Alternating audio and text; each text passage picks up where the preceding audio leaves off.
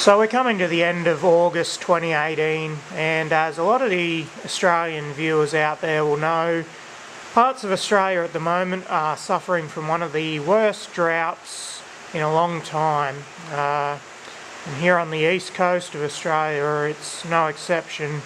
It's been very dry here, but luckily the drought breaker has finally arrived. Now, I'm not going to go dancing through the paddock naked in the rain like a certain farmer I saw on the news this morning did, but I am going to spend a wet, lazy Sunday working on Volkswagens in the garage. Now, my mk5 Golf here, I have actually owned for quite a few years, but I've never actually uploaded a video about this car before. It has featured in the background of some of my older videos, but I've never videoed any of the work I've done to this car before. Super Beetle is resting gracefully under there, and Krieger is waiting on new floor pans at the moment, so pans of the Golf is it for now. I do have a few jobs to do. It does need new door lock actuators on both front doors, and typical VW TDIs, they are very hard on starter motors. The one in it is starting to get a little bit lazy, so today I'm going to put a new starter motor in it. So as usual, I had a look on YouTube first to see if there was a good starter replacement video on a Golf TDI, and to my surprise there actually wasn't.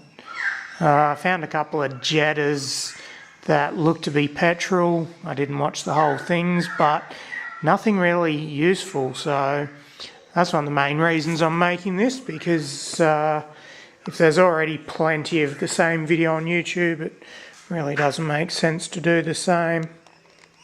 Now, like nearly all modern front-wheel drive cars, everything in the engine bay is a nightmare to get at and buried under plastic. Starter motor in this is no exception. It's right down there somewhere, buried under the airbox. So first thing I'm going to have to do is remove all the airbox and intake ducting to try and get some access, and quite possibly the battery. So to get this airbox out of the way, just got a electrical plug here to disconnect on the airflow meter. Got a vacuum line there to unplug. This will just pop off like that. A clamp on the hose, and there'll be a couple of screws. We've got one there, some sort of plug down there. Can't see any more, so we'll find out if that's it. So now I've got all the airbox pulled out. You can actually see starter motor buried down there. Got downside of this car being manual transmission is all this gear linkage in the way means that the starter motor is going to have to come out the bottom, which means I'm going to have to jack this car up and take the belly pan off. Alrighty, so battery is disconnected. I've popped off the solenoid wire from the starter motor. Just leaves this big battery feed, needs to be unscrewed there. There's also a big earth wire on it there. I'm thinking that if I swing it into another gear, that will move this linkage out of the way, which would be good. Then underneath that earth wire is a big nut that's holding it in there. If I come down underneath now, I've got the belly pan hanging down, and I can now see here's the bottom of the starter motor. So I've got another nut just there holding that wire holder, and like above, a big nut underneath that. So shouldn't be too bad to get out.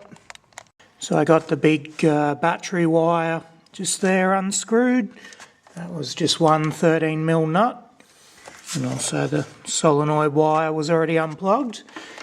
and shifting it into first gear, move that big counterweight linkage part there to the side. So now I can see the ground wire. It's got another 13mm nut on it, and then a big one underneath that. And because Volkswagen with their odd sizes, that nut there, or bolt, is 18mm. Nice uncommon size. We'll have one underneath the same as well. And the 13mm nut gone off that. Now that wire holder's out of the way, and another one of those stupid 18mm bolts. But with both of those removed, the starter motor should come out. Well, that was a good juggling act, but it's out finally. The good news is it appears to be the same as the new one, so I did get the right one. You never know with these modern cars. Fun part now is going to be getting the new one back in. Be a lot easier job with a car hoist, but lacking one of those currently. And new one all bolted in. It actually went in reasonably painless. Got the two big bolts done up, now it's just all the little ones, connect up the wiring and put the airbox back in, and hopefully it'll start like a new one again. Alrighty, so big moment of truth. Had a problem with one of these starters in a Jetta with the connection to the solenoid not fitting.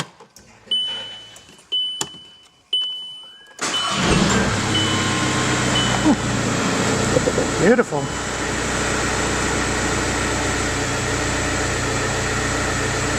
Oh, certainly cranked over a bit better than it used to.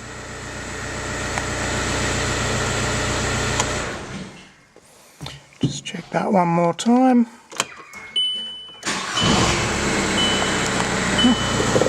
Wonderful.